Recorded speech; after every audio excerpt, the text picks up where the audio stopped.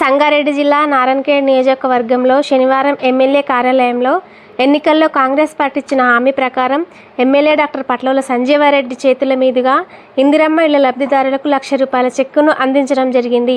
తదనంతరం MLA doctor పట్లవుల Sanjeeva Reddy మాట్లాడుతూ పేదలకు అప్పుడు ఇప్పుడు అండగా ఉండేదే కాంగ్రెస్ పార్టీ అని అన్నారు. పేదింటి కలను సాకారం చేస్తున్నందుకు చాలా సంతోషంగా ఉందని అన్నారు. బీఆర్ఎస్ పార్టీ చేస్తున్న అసత్య ప్రచారాలను నమ్మకుండా కాంగ్రెస్ పార్టీ ద్వారా లబ్ధి పొందిన ప్రతి ఒక్కరూ కాంగ్రెస్ పార్టీకి అండదండగా ఉండాలని అన్నారు. సరే, మనం గద్దెనెక్కడం జరిగింది. అప్పుడు అందరు కలిసి మనము 10 సంవత్సరాలు ఆయనకు పరిపాలించడానికి మనం అవకాశం ఇచ్చినాం. అంతకుముందు మాటలు ఎట్లా మాట్లాడారు మీకు అందరికీ తెలుసు. కాంగ్రెస్ వాళ్ళు ఏమి ఇచ్చిండ్రు? అగ్గిపెట్టేలాగా ఉన్నాయి వాళ్ళ ఇండ్లు, కాలు సాపితే గోడలకు తగులుతున్నాయి, అల్లుడు వస్తే ఆడబంటాడు, బిడ్డ వస్తే ఆడబంటది, బర్రె ఆడగట్టేస్తారు, గొర్రె ఆడగట్టేస్తారని కథలు చెప్పిండు. మళ్ళీ ఆయన ఇచ్చిండా అంటే యాడ ఇవ్వలేదు. డబుల్ బెడ్రూమ్లు అక్కడొకటి ఇచ్చిన 7 పెట్టిన దిష్టి బొమ్మలాక అట్లనే ఉంటే మళ్ళీ మా పొంగులేటి శ్రీనివాసరెడ్డి గారు, మా గృహ నిర్మాణ శాఖ మంత్రి, రెవెన్యూ శాఖ మంత్రి 6 కోట్ల రూపాయలు పెట్టి దానికి రిపేర్ చేయించి అది కూడా లబ్ధిదారులకు ఇవ్వాలని చెప్పేసి మళ్ళీ చెప్పింది. ఇంకేమైనా అవసరం పడితే 5-5 లక్షలు ఉన్నాయి, అందులోకి కూడా కొన్ని ఏమైనా వాటిని కూడా పెట్టి క్లియర్ చేసి మొత్తం ఎన్ని ఉన్నాయి అన్నీ వాడుకలకు తీసుకొచ్చి జాగలు లేని నిరుపేదలకు అవి కూడా ఇద్దామని చెప్పేసి చెప్పడం జరిగింది. కాకపోతే ఇప్పుడు ఇల్లు మనకు మీరు వెనక నుంచి చూస్తున్నారు. కిషారెడ్డి గారు సమితి ప్రెసిడెంట్ ఉన్నప్పటి నుంచి, శివరావు షెట్కార్ ఎమ్మెల్యే ఉన్నప్పుడు, అప్పుడు మనకు ఇందిరమ్మ ఇండ్లు అప్పుడు వచ్చినాయి. కూన పెంకుడు ఇల్లు, తాండాలలో ఇండ్లు మనమే కట్టించినాం, హరిజనవాడల్లో ఇండ్లు మనమే కట్టించినాం, ఎక్కడ జాగ ఉంటే అక్కడ ఇండ్లు కట్టించినాం. జాగ లేనోళ్ళకు, గరీబోళ్ళకు ఆడాడ మొత్తం ఊర్లో ఏదైనా అమ్మేటి స్థలం ఉంటే అప్పుడు అగ్వా ఉండే అటు జాగా తీసుకొని కూడా మళ్ళీ మనం కట్టించాం.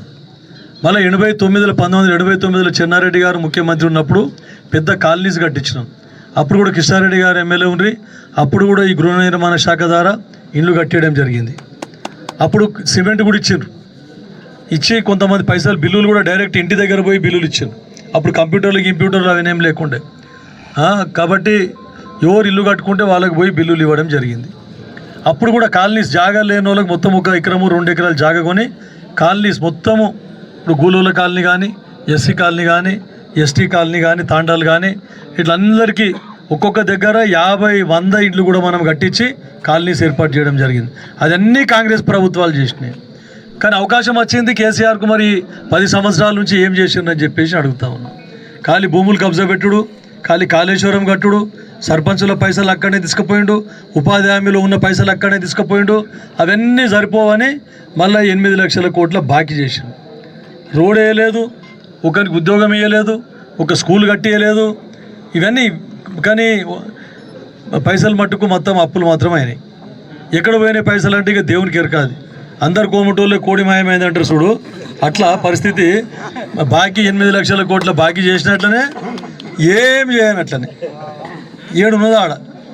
ఫీజు రీయింబర్స్మెంట్ లేదు, స్కాలర్షిప్లు లేవు. కాబట్టి మనం ఇవన్నీ మీరు ఆలోచించవలసిన అవసరం ఉండదు. మళ్ళా మీదికెళ్ళి 50 ఏళ్ళ నుంచి కాంగ్రెస్ ఏం చేయలేదు. మనం అప్పుడు కట్టాము, మళ్ళీ జనారెడ్డి అప్పుడు కట్టాము, రాజశేఖర రెడ్డి అప్పుడు, సురేష్ షెట్కార్ ఎమ్మెల్యే, కిషన్ రెడ్డి ఎమ్మెల్యే ఉన్నప్పుడు స్లాబ్ ఇండ్లు కూడా కట్టించినాం. స్లాబ్ ఇండ్లు కట్టించినప్పటికే ఈ నానాలే పక్కా ఇల్లు. అంతకుముందు గుడిసెల వాళ్ళకు కూన పెంకులు ఇల్లు ఇచ్చినాం మనం. కానీ ఈ కూన పెంకులు ఉంటలేవు, ఎక్కువ జల్దీ పాడవుతున్నాయని దాబా ఇండ్లు కట్టించినాం. స్లాబ్ ఇండ్లు కట్టిస్తే కూడా అగ్గిపెట్టే లాక్కున్నాయంట అవి. మనం పెద్దవి కట్టించదు, ఏడ కట్టించినావు డబుల్ బెడ్రూమ్ అని చెప్పు నాకు. మాటలకి ఏం లేదు, కోతలు చాలా ఉంటాయి. కాబట్టి ఈ కాంగ్రెస్ ప్రభుత్వము జవహర్లాల్ నెహ్రూ నుండి మన్మోహన్ సింగ్ వరకు కూడా చెప్పింది చేస్తారు. కొంచెం ఆలస్యం అయితే ఉండొచ్చు కానీ ఖచ్చితంగా ఇచ్చిన హామీలన్నీ నెరవేరుస్తారు. ఎప్పుడు కూడా మాట తప్పరు కాంగ్రెస్ ప్రభుత్వం. కొన్ని అక్కడక్కడ లోటుపాట్లు ఉండొచ్చు, 100% అన్నీ అమలు చేయాలంటే ఎవరికి కూడా సాధ్యం కాదు. కాబట్టి మళ్ళీ అండ్ల మీరు అప్పు చేసిపోతుంది, చిప్ప చేతిలో పెట్టిండు. అదే చూసి మళ్ళీ ఛాలెంజ్ చేసుడు. రేవంత్ రెడ్డి గారి ప్రభుత్వం, మా కాంగ్రెస్ ప్రభుత్వం రాగానే చేయండి, ఇంకెప్పుడు చేస్తారు? మీరు 10 ఏళ్ళు ఏడవలేదు, 10 ఏళ్ళు చేసే ముఖం లేదు మీకు, 10 సంవత్సరాల నుంచి చేసే శాత కాలేదు మీకు. మళ్ళీ ఇప్పుడు వచ్చి కాంగ్రెస్ 15 నెలలు కాలేదు, 12 నెలలు కాలేదు, ఏడాది కాలేదు, ఏడాది నుంచే సూరు పెట్టారు. ఇంకెప్పుడు చేస్తారు కాంగ్రెస్ వాళ్ళు, అరే మీకెందుకు అంటే వాళ్ళ ఉద్దేశం ఏంటంటే మేము అన్నీ ఊడ్చుక బుక్కినాం, సూతం ఎట్లా చేస్తారు ఛాలెంజ్, ఇట్లా అన్నీ మేము ఖరాబ్ చేసిపోయినాం, ఇప్పుడు సంసారం అట్లే ఉంటుందంట చూడు. చిన్నోడు కారువారి చేసిండంట, చేసి అంత శత్రువులు అంతా ఉడుచుకొని పోయిండంట. ఇక పెద్దోనికి చాలా సూతం ఈ కొడుకు ఎట్లా చేస్తాడు, పెద్దోని కారువారిస్తే సూతం ఎట్లా చేస్తాడు ఈ కొడుకు అని చెప్పేసి వానికి పుల్లలు పెట్టుడు. అదే జరుగుతున్నది ఇప్పుడు కూడా. సోషల్ మీడియాలో ఆడ ఈడ అన్ని అబద్ధం ప్రచారాలు చేసుడు. కాంగ్రెస్ వాళ్ళు ఏం చేస్తారు, ఛాలెంజ్ చేసాం ముఖ్యమంత్రి రేవంత్ రెడ్డికి, చేయండి రుణమాఫీ చేయండి అని. తప్పకుండా రుణమాఫీ 2 లక్షల రుణమాఫీ ఒకటేసారి చేసిండు. మీరు చేసిన 1 లక్ష ఖాళీ బిత్తికి పోయింది, కానీ ఒకటేసారి 2 లక్షల రుణమాఫీ చేసి మీ దరిద్రం. మీరు రేషన్ కార్డులు ఇవ్వనందువలన కుటుంబ నేపథ్యం తీసుకున్నాం, కుటుంబం యూనిట్గా తీసుకుంటే రేషన్ కార్డు యూనిట్గా తీసుకోవాల్సి వచ్చింది. ఆ రేషన్ కార్డు కింద ఎంతమంది ఉన్నా కూడా 2 లక్షల లోపలనే రుణం మాఫీ అయింది. ఇంకా కొంతమంది కొత్తగా రేషన్ కార్డులు వస్తే ఇంకా చాలామందికి అవకాశం దొరుకుతుండే, కానీ కొత్త రేషన్ కార్డు కూడా ఈ ప్రభుత్వం పకడ్బందీగా చేయాలని డిజిటల్ రేషన్ కార్డు తీసుకొని వస్తూ ఉన్నది. ఇక అది పోయింది. ఇక దళిత బంధు ఏంటి, దళిత బంధు అంటున్నా, రైతు బంధు ఏంటి, రైతు భరోసా ఏంటి. పైసలు జీతాలు ఏంటి, మీలాగా ఫస్ట్గా జీతాలు ఇస్తున్నాం, మేము పెన్షన్లు ఇస్తున్నాం. మీరు జీతాలు 20 తారీఖు వస్తే 25 తారీఖు వచ్చిన దాకా సర్కార్ కొలువు చేసే వాళ్ళకి జీతాలు ఇవ్వలేదు, కానీ మేము ఫస్ట్ తారీఖే జీతాలు ఇస్తున్నాం. మళ్ళీ అన్నిటికీ ఉద్యోగాలు ఇస్తే 58,000 ఉద్యోగాలు వాళ్ళకి జీతాలు ఇవ్వాలి. కొత్త వాళ్ళకు అన్ని పరీక్షలు కండక్ట్ చేస్తే గ్రూప్ 1, గ్రూప్ 2, గ్రూప్ 3, గ్రూప్ 4 అవన్నీ కూడా వాళ్ళందరికీ ఉద్యోగాలు ఎక్కడెక్కడైతే కాంట్రాక్ట్ బేసిస్ కానీ, అవుట్ సోర్సింగ్ కానీ, రెగ్యులర్ గవర్నమెంట్ జాబ్స్ కానీ ఇస్తుంది. యూనివర్సిటీలకు వైస్ ఛాన్సలర్ దిక్కులేరు మీ పీరియడ్లో. యూనివర్సిటీలు భ్రష్టు పట్టించారు. ఇప్పుడు యూనివర్సిటీలకు వైస్ ఛాన్సలర్ నియమించినాం, అసిస్టెంట్ ప్రొఫెసర్లను కూడా ఈరోజు నియామకం చేసినాం. ఇన్ని డెవలప్మెంట్ అభివృద్ధి కార్యక్రమాలు చేస్తున్నాం. ఈ ఆడపడుచులకైతే తెలుసు, ఏది ఇచ్చినా, ఇండ్లు ఇచ్చినా, ఏది ఇచ్చినా ఆడపడుచుల పేరు మీద ఇస్తున్నారు. 200 యూనిట్ల కరెంటు ఫ్రీ ఇస్తే, మహిళలకు బస్సు ఉచితంగా ఇస్తే, తర్వాత సిలిండర్ 500కే సిలిండర్ ఇస్తే, తర్వాత ఇప్పుడు ఇండ్ల కార్యక్రమం చెప్పు. ఇండ్లు ఏమంటారు, ఇండ్లు ఏంటి సూతం ఎట్లు ఇస్తారు, ఎందుకంటే అక్కడ పైసలు లేవు కదా. వాళ్ళకి తెలియదు రేవంత్ రెడ్డి ఎంత కష్టపడుతున్నాడు, కాంగ్రెస్ ప్రభుత్వాలు ఎంత కష్టపడుతున్నాయి. మీరు చూసిండి, ఇప్పుడు కూడా జపాన్కు పోయి 10,000 కోట్లు తీసుకొచ్చి, దావోస్కు పోయి 40,000 కోట్లు యువకులకు ఉద్యోగాలు రావాలని చెప్పేసి పరిశ్రమలు పెట్టడానికి ఫారెన్ వాళ్ళతో తెచ్చి కంపెనీలు హైదరాబాద్లో పెట్టిస్తున్నారు. అట్లా ఇంత కష్టం. ఇప్పుడు కూడా ఇంకా ఆడనే జపాన్లో ఉన్నారు శ్రీధర్ బాబు సారు, తర్వాత మన ముఖ్యమంత్రి రేవంత్ రెడ్డి గారు, మంత్రి ఐటీ మంత్రి శ్రీధర్ బాబు గారు, వాటితోటి మళ్ళా అందరూ వారికి సంబంధించిన అధికారులు ఎవరు ఉన్నారో వాళ్ళందరూ అప్పటికప్పుడే తోషిబా కంపెనీ, మనకు మీకు తెలుసు సంగారెడ్డి దగ్గర, సంగారెడ్డి దాటంగానే ఆడ తోషిబా కంపెనీలో మళ్ళీ 350 కోట్లు పెట్టి కొత్త పరిశ్రమ ఏర్పాటు చేస్తున్నామని చెప్పింది. ట్రాన్స్ఫార్మర్ల పరిశ్రమ, ఇవన్నీ చాలా పరిశ్రమలు వస్తున్నాయి. ఇక వీళ్ళు చూసుకుందాం రా, ఏం చేసాం చెప్పండి, అది అన్ని అబద్ధ ప్రచారాలు తప్ప ఈ టీఆర్ఎస్లో ఏం లేవని చెప్తా ఉన్నాం.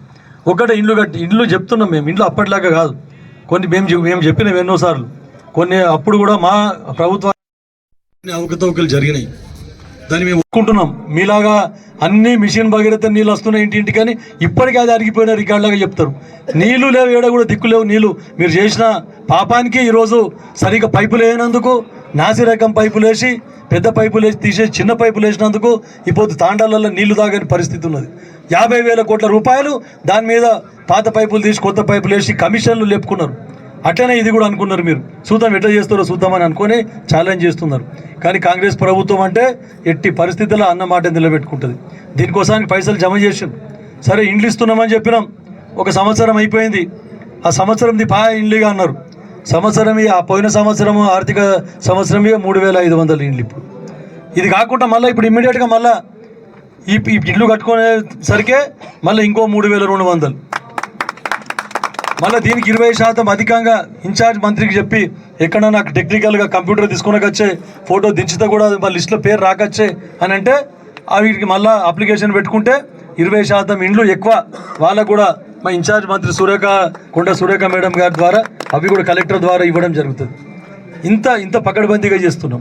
ఇక పెద్ద ఇళ్ళ గురించి పోకుండా దయచేసి వాళ్ళు చెప్పిన నామ్స్ ప్రకారం ఏమున్నదో 400 స్క్వేర్ ఫీట్లనే ఇల్లు కట్టుకోవాలని చెప్పినాం. 60 గజాలల్లా అని చెప్పినాం. ఫస్ట్ 60 గజాలల్లా 400 స్క్వేర్ ఫీట్ చదరపు అడుగులని. చిన్నగా అవుతున్నాయి సార్ అంటే అందరు సరే అని 600 చదరపు అడుగుల వరకు కూడా కట్టుకోవచ్చు అని చెప్పేసి ప్రభుత్వం రిలాక్సేషన్ ఇచ్చింది. కొంచెం తర్వాత మళ్ళీ అది కూడా కింద పగడబందిగా కట్టుకుంటే తర్వాత దాని మీద ఒక ఫ్లోర్ కూడా వేసుకునే రకంగా స్టాండర్డ్గా ఇల్లు కట్టుకోండి అని చెప్పారు. కానీ మీలాగా టూట్ పాలిష్ చేసి డబుల్ బెడ్రూమ్ దిష్టి బొమ్మలాగా మేము ఏడ పెట్టదలుచుకోలేదు. మాతో చేతనైనంత చేస్తాం. చిన్న ఇల్లే పకడ్బందీగా మీరు మంచిగా కట్టుకోండి. అయినా ఏం లేదు, మంచి ఒక బెడ్రూమ్ వస్తున్నది, ఒక హాల్ వస్తున్నది ఎవరైనా వస్తే కూర్చోనికి, తర్వాత ఒక కిచెన్ వంట చేసుకోనికి ఒక కిచెన్ వస్తున్నది, ఒక బాత్రూమ్ వస్తున్నది, మళ్ళీ చుట్టూ జాగ ఉంటున్నది. కాబట్టి ఇంత పకడ్బందీగా చేస్తున్నాం. మళ్ళా కొంతమంది అడుగుతున్నారు నాకు, సార్ నాకు మేము మొన్ననే కట్టుకున్నాం సార్, ఇల్లు ఇస్తారా, మాకు బిల్లు ఇస్తారా అని. మొన్న కట్టుకున్న ఇల్లు అని అంటే ఇక బాగా అందరు మొన్ననే ఊరుగే మొన్ననే కట్టుకున్నామంటారు. అంతా ఇక పాత ఇండ్ల కన్నీటి సున్నం కొట్టి అందరం మొన్ననే కట్టుకున్నాం సార్, మాది కూడా మొన్ననే కట్టినాం సార్ అని వస్తారు ఇక. అందుకని అటువంటి అవకతవకలు జరుగుతాయనే ఉద్దేశంతో పాత ఇండ్లకి ఇచ్చే సమస్య లేదు. ఇప్పుడు బేస్మెంట్ లెవెల్లో ఎవరైతే ఉన్నాయో ఈ సైజ్ ప్రకారం ఒకవేళ కుదించుకుంటే వాళ్ళకు కూడా మళ్ళీ శాంక్షన్ చేసే విధంగా కృషి చేస్తూ ఉన్నాం. ఈ 3,500 కాదు, మళ్ళీ ఇంకో 3,500, మళ్ళీ ఇంకో 3,500 కట్టుకోనికి ముందరికి రండి. కట్టుకోనికి ముందరికి వస్తే ఖచ్చితంగా ప్రతి ఒక్కరికి కూడా ఎవరు ముందుకు వచ్చి కట్టుకుంటామని అంటే, ఇక కొంతమంది అంటున్నారు, ఇక మా సర్పంచులు వాళ్ళు వీళ్ళు ఉన్నారు, పేరు రాపించుకున్నారు, సూతం ఎట్లయితే అట్లా అవుతుంది. టీఆర్ఎస్ సర్పంచులు చాలా మట్టుకు టీఆర్ఎస్ సర్పంచులు చేసినారు అట్లా. సూతం రవి వచ్చినప్పుడు చూద్దాం ఏమవుతుందో చూద్దాం.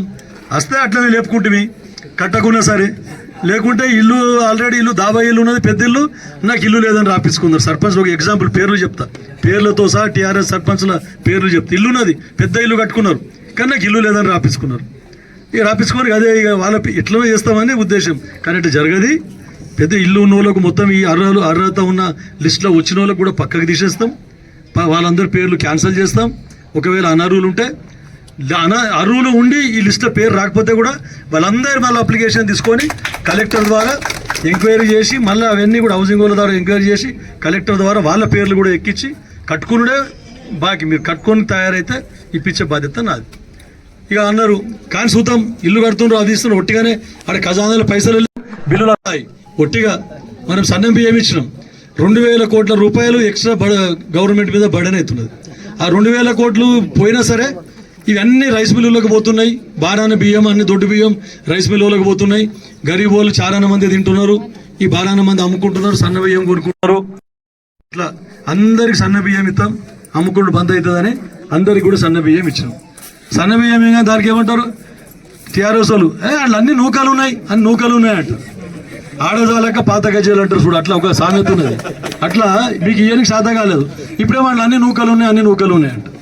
మేము అందుకే అందరం తిని చూద్దాం, పోయి ప్రతి మండలం ఒక 2 ఇండ్లు తీసుకొని తిని చూద్దాం అన్నం మంచిగా అవుతున్నదా లేదా, సన్న బియ్యంతోనే ఆడాడ వంట చేపించుకొని మరీ తింటున్నాం మేము. కాబట్టి అన్ని జాగాల్లో మంచిగా అవుతున్నారు. కొంతమంది అంటున్నారు సార్ అన్నిటికి గుళ్ళ కాడ అదే వండుతున్నారు సార్, కొన్ని జాగాలు పిండిలలో కూడా అవే బియ్యం వండుతున్నారు సార్ అని చెప్పేసి అని చెప్తా ఉన్నారు నాకు. కాబట్టి వాళ్ళది ఏంటంటే ఒక్కడికి వెళ్ళి బురద జల్లే కార్యక్రమం తప్ప ఏం లేదు. ఇళ్ళకి కూడా అంతే, సూతం బిల్లులు ఇస్తారేమో, ఎక్కడికి తెచ్చిస్తారు, పైసలు లేవు. మొన్ననే పొంగులేటి శ్రీనివాసరెడ్డి ఒక 8-10 మంది ఎమ్మెల్యేలు అందరం కలిసి ఆడ కూర్చున్నాం. వాడు బట్టి విక్రమ్ ఏం ఫిగర్ దీనికోసానికి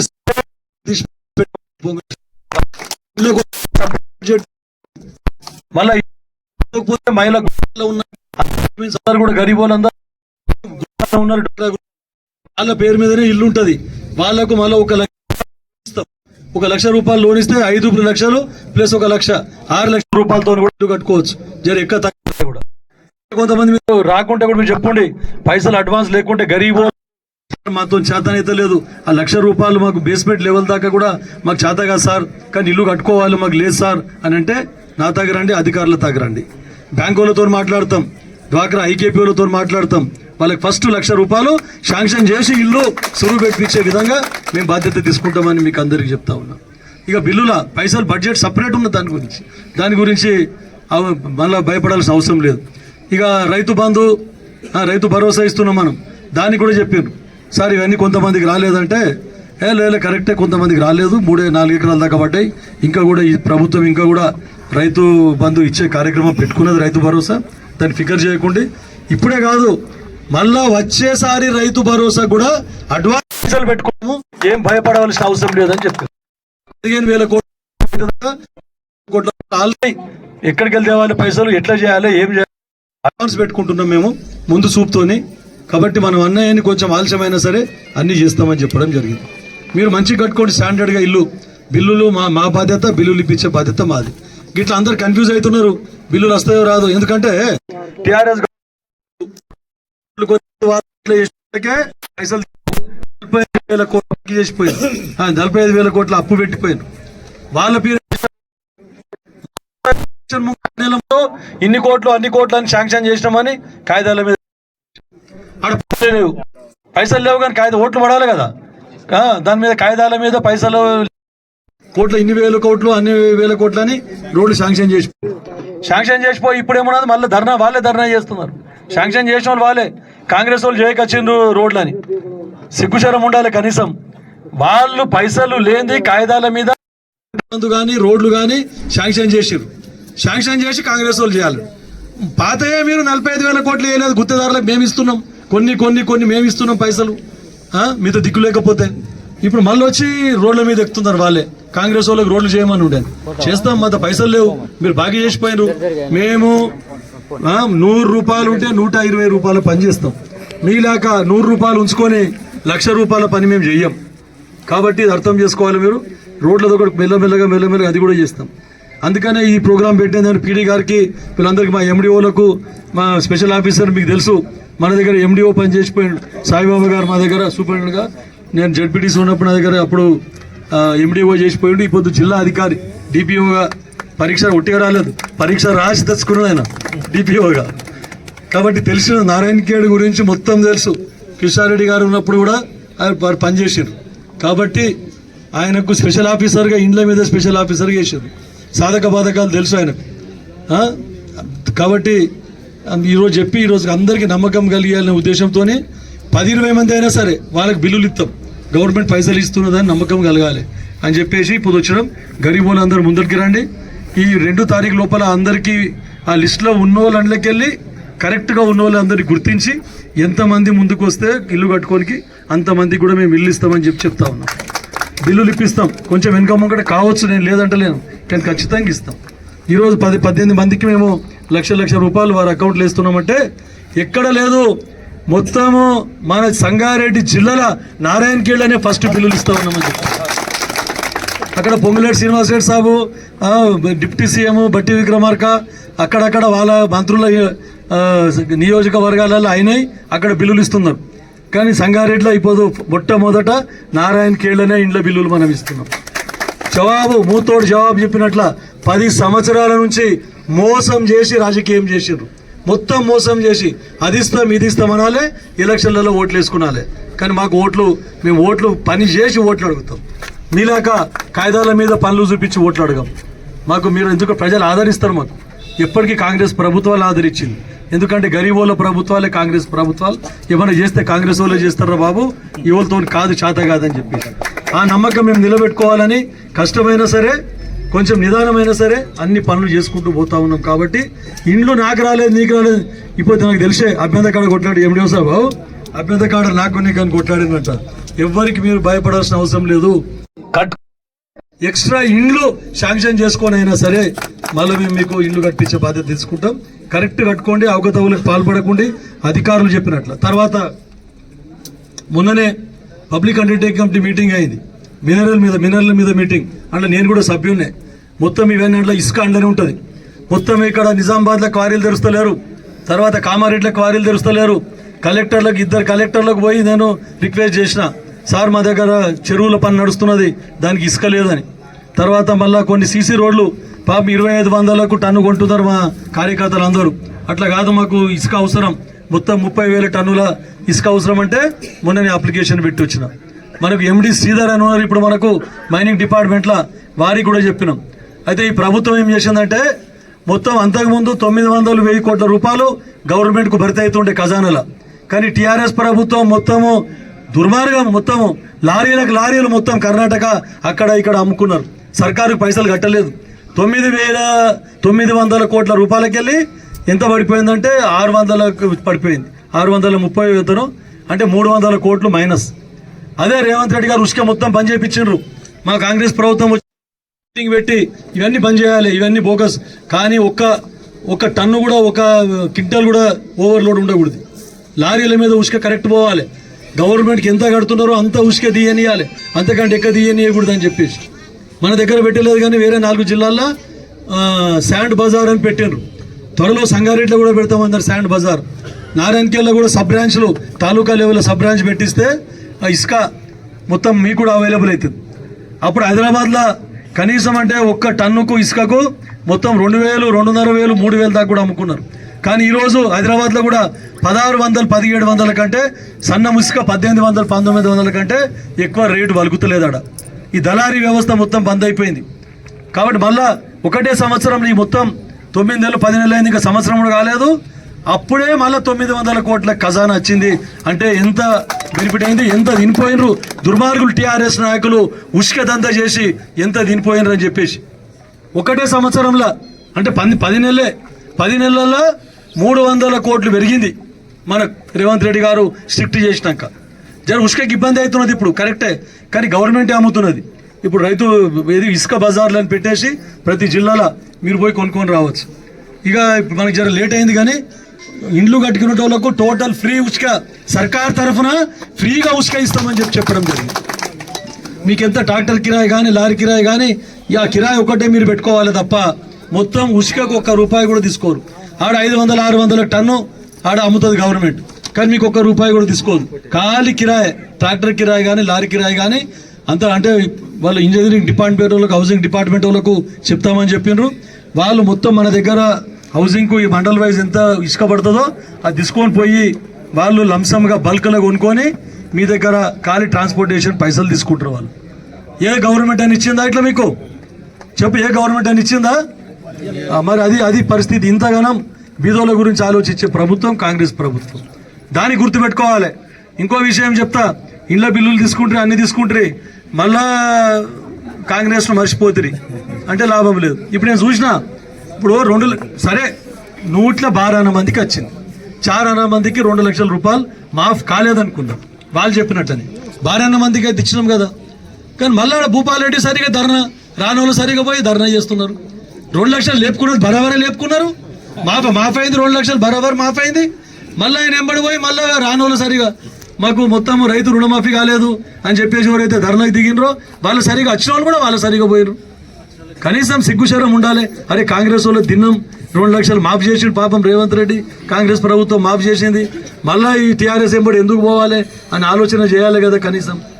నేను అందుకే మీకు మరీ చెప్తున్నా, వాళ్ళు చేసే అబద్ధ ప్రచారాలకు పోకుండి. మీరు నిజంగా మేము చేయకపోతే మాకు అడుగుండి. కొన్ని నేను చెప్పిన 100% ఎవరికి కూడా దేవునికి కూడా 100% కావు. మనమే గుడికి పోయి మొత్తం ఇది కావాలి, అది కావాలి, అది కావాలి, ఇది కావాలి, అన్నీ తీరుతాయా? అన్ని దేవుడు ఒక్కటేసారి ఇచ్చేస్తాడా? ఒకటైనా ఒకటి ఇస్తాడు. అది నువ్వు భక్తితో పూజ చేస్తే. ఇక నువ్వు మళ్ళా అన్ని దేవుళ్ళకి మొక్తా, ఈ దేవునికి ఆ దేవునికి అంటే ఇక నీకు ఏ దేవుడు కూడా నీ దగ్గర రానియాడు. కాబట్టి ఇది గుర్తుపెట్టుకోవాల్సిన అవసరం ఉన్నదని చెప్తూ మరొకసారి మీరు అన్ని జాగాల్లో కాంగ్రెస్ పార్టీని గెలిపిస్తే ఇంకా అభివృద్ధి కార్యక్రమాలు తీసుకొని పోతారు. నారాయణఖేడ్ మొత్తం ముఖ చిత్రమే మార్చి పడేస్తామని చెప్తూ ప్రతి ఒక్క గరీబోళ్ళకి, ప్రతి ఒక్క పేద కుటుంబానికి కూడా అన్ని సంక్షేమ పథకాలు కానీ అభివృద్ధి కార్యక్రమాలు కానీ ప్రతి ఒక్కరికి దగ్గరికి తీసుకుపోయే విధంగా మా కాంగ్రెస్ ప్రభుత్వం కృషి చేస్తుంది. మా ముఖ్యమంత్రి రేవంత్ రెడ్డి గారు, వారి సహచార మంత్రివర్గం, మేమందరం ఎమ్మెల్యేలం అందరము బీదోళ్ళ గురించి పనిచేస్తామని చెప్తూ ఈ అవకాశం ఇచ్చినందుకు మీకు అందరికీ ధన్యవాదాలు తెలుపుకుంటూ ముగిస్తాము.